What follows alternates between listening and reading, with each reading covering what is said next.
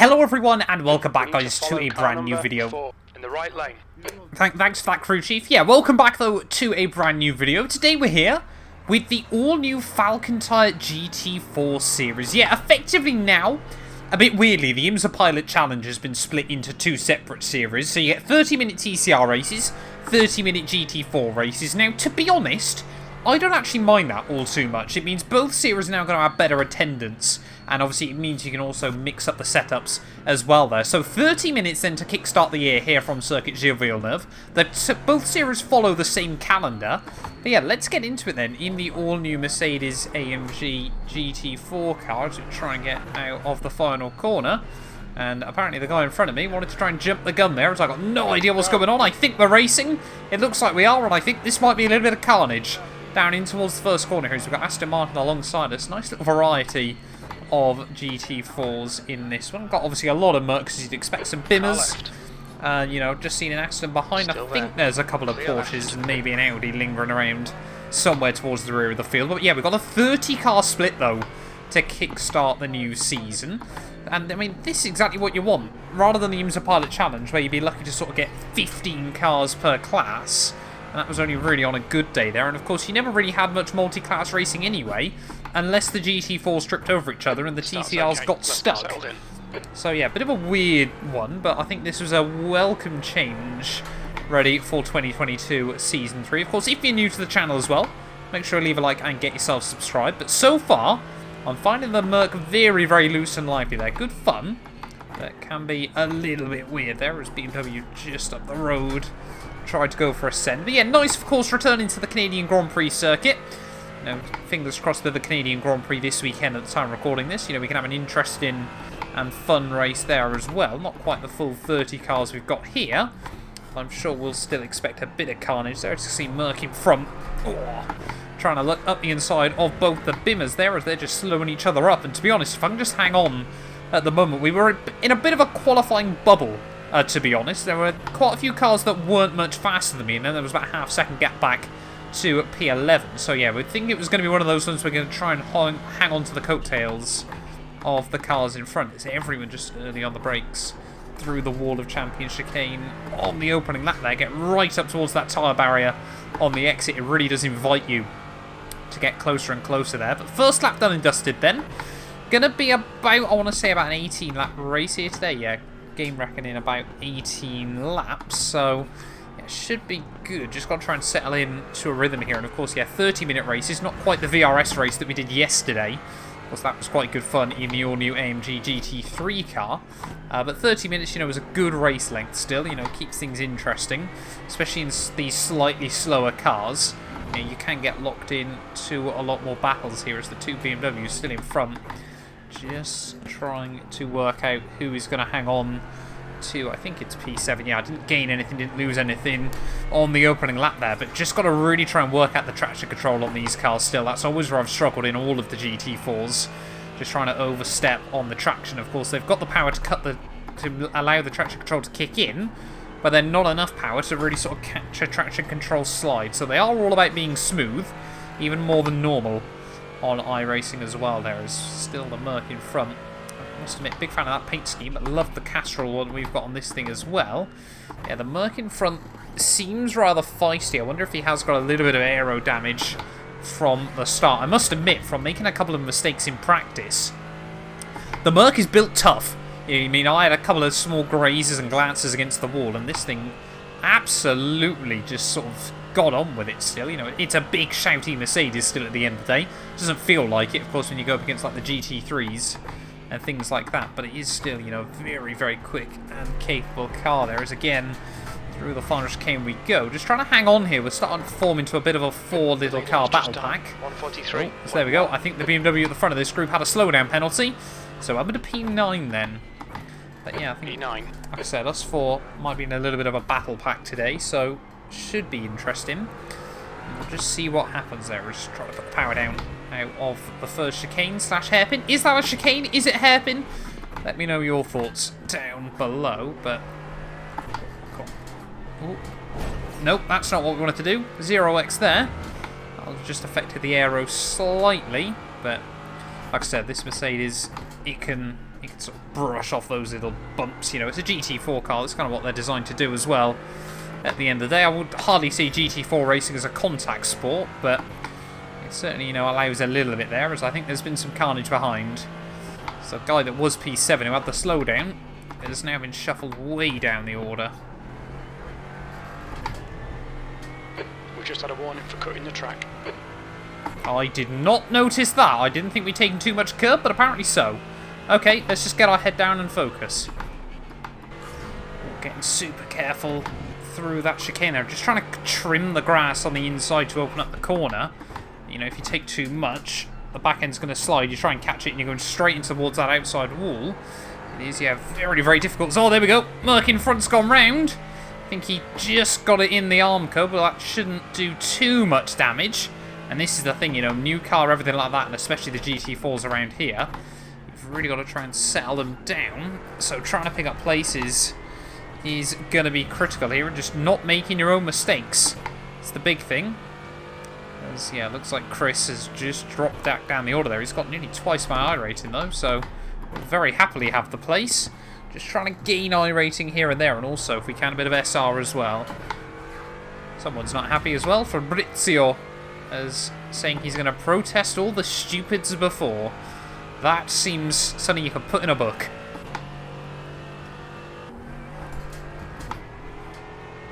We're just trying to hang close to Vincent then at the moment. We seem to be a lot braver through the final chicane, but around a lot of the rest of the lap, he just seemed to have that little bit of extra.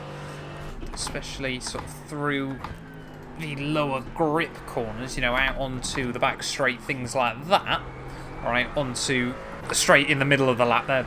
Don't know which one really counts as the back straight round here. I feel like we're pushing just to hang on at the moment, and that is where mistakes can creep in, but just trying to get into a rhythm as well still. Oh, just glance the wall there again, but we're just pushing, but try not to overstep the mark.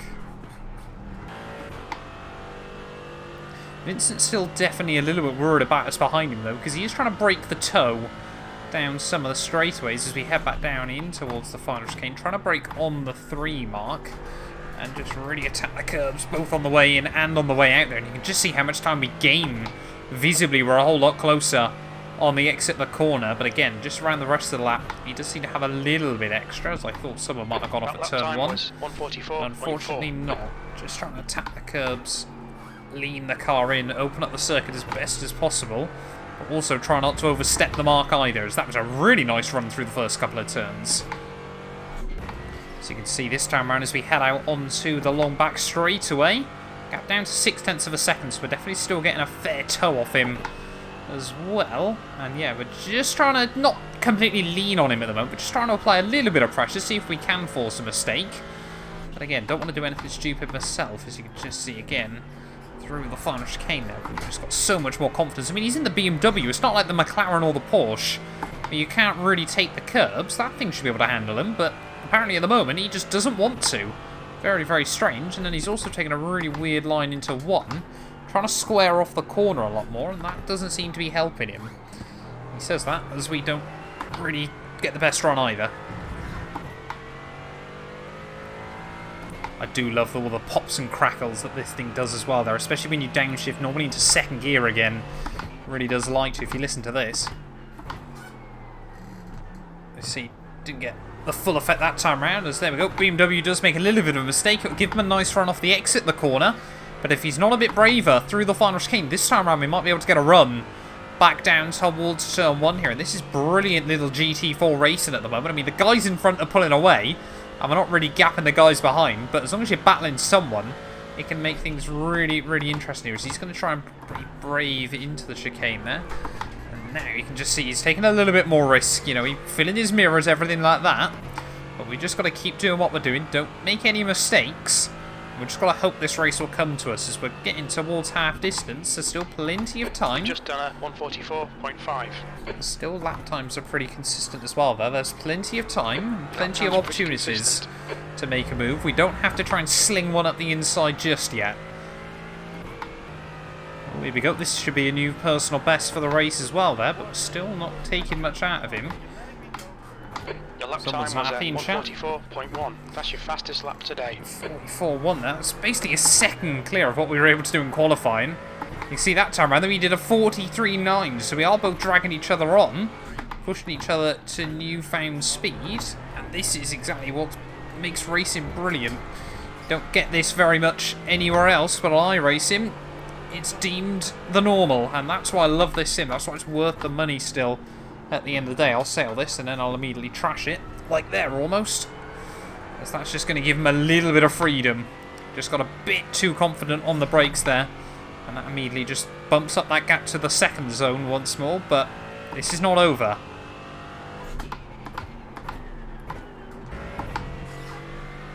Oh, he seems to get a lot better run out of the hairpin that time around, but I think it was me making a mistake more than anything else there, and now he's just over that 1.2 second mark, so I don't think we'll be getting any slipstream from him at the moment. We were taking a fair bit of time out of him again though, so I do feel like at the moment we are just ever so slightly a quicker driver here, as mainly that time is just coming through that final chicane there. As look at that immediately, 3/10 taken out of him. We are willing to take the risk through there that he is not, and we're getting more and more brave each time. Through that chicane, we've got to be careful that we don't overstep the mark. That was 144.5. 10 minutes to go. That's 10 minutes left. 10 minutes left of this race. Gap still floating at about the 1 second zone. We've definitely got the pace to close in. Not when I do that though. Oh, that 2 second slowdown. That might be the end of our day. We're going to try and lose the time as best as possible. Oh, that is horrible. See if we can lose it on the exit of the hairpin. That is so frustrating. So we're going to get rid of it pretty well, to be honest. So time is slowly coming down. We just might have to brake a little bit early in towards the chicane there. But gap, yeah, opens up to 1.4. We have just got to get rid of it as well, though.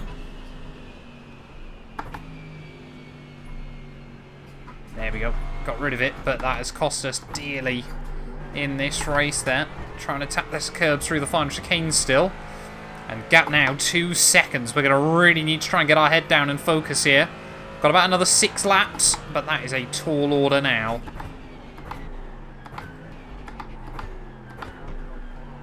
Oh, someone's got issues. P6 has gone off in Senna. That is this first hairpin. And it doesn't look like we're going to gain anything because of it, though, unfortunately. But we were marginally quicker than the guy in front that time, and I made a mistake. We are really now leaning on the car, leaning on the curbs, leaning towards the walls as well. Second time we've done that today and got away with it. It's now 39 Celsius. I'm even taking risk and taking that corner completely pinned now. Just got to remember to brake a little bit early for the next chicane, which that time we have done. But I have also got to be careful because the guy behind, of course, was pretty quick early on in this race. This could end up again turning into a 3-car battle. 7 minutes left on the clock. We've got to keep pushing. There's an incident in turn 7. Oh, someone else having issues then. Oh, come on. That might be a 1X. No, we got away with it. It took up way too much grass on the exit. So there's definitely a few more people having issues late on in the day. Don't get too close to that outside wall. That can very easily sneak up on you as you try to open up the run off the corner. Whoa, come on. We're starting to overdrive the car a little bit, I think, and we're starting to feel some pressure from Chris behind. Do I let him by? Do I believe he's going to have the pace to get up to Vincent? I'm really not sure.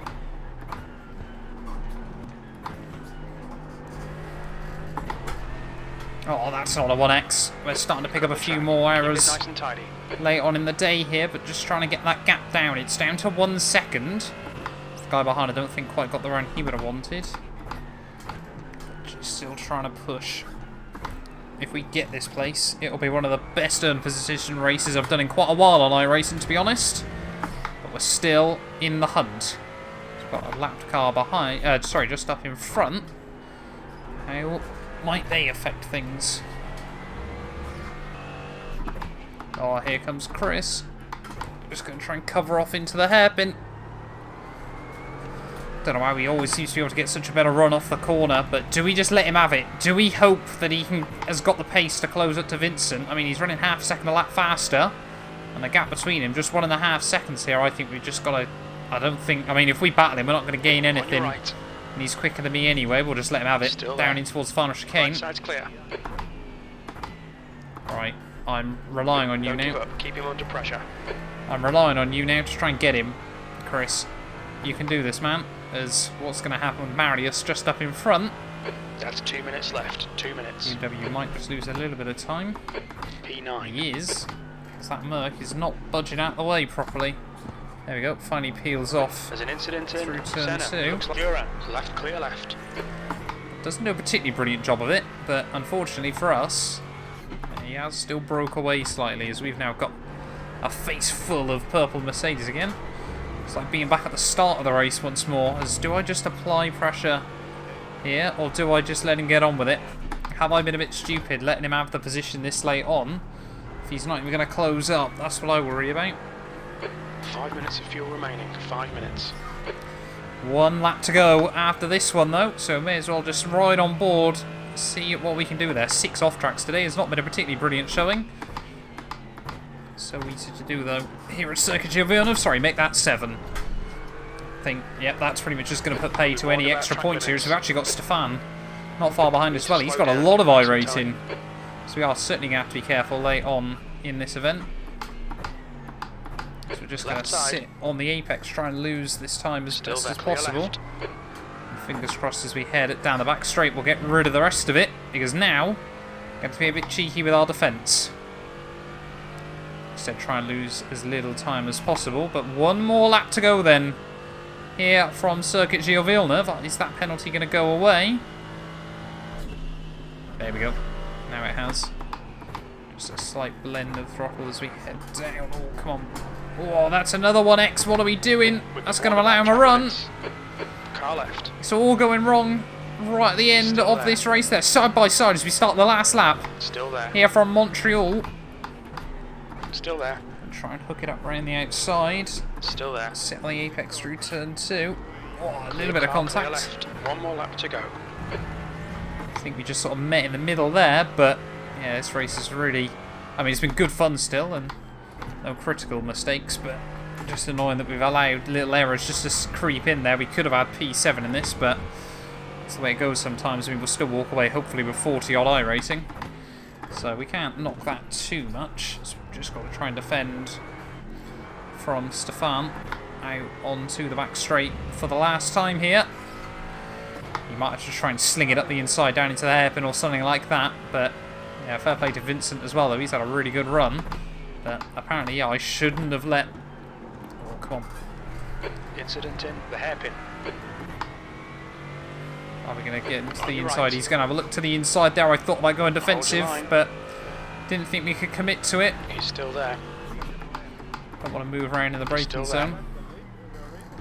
Right side's clear. Come on, don't let him Can we get get away. a run off the hairpin? No, we can't. Just bogged down on the throttle, and I think that's going to throw away P9 in this race there. So it is only likely going to be P10 unless we can get a monstrous run out of the final corner here. We might actually be able to get a monstrous run in towards the final chicane here. We're going to have to force him defensive. Have to force him to the inside line there and try and get a run off the corner. He's gone off in turn 1. Can we make this work? In a word, no. At the final turn then, P10 to P10 in the end. Doesn't make it out like the most exciting race in the world, but we had good lots of battles right the way throughout there, and across the line we go. Yeah, a little bit gutted, but that could have had P6, but yeah, we were up against a lot of very, very quick competition there. I mean, this race had a 2.3k SOF, so to finish inside the top third as the number 14 car, as the half car in the rankings, I think we can walk away with that pretty happy. Let's go have a look then at our final race results. Well, there we are then, a look at the final race results from this top split GT4 sprint race then. Plus 44 iRating, but minus 0.08 on the SR is not bad, but not perfect either. Again, oh no, we weren't even the highest UK and Ireland driver there. We could have been, had we tried to hang on right towards the end there. But like I said, I mean, you look at the iRating of people we were going up against. Really, I mean, Nina, fair play.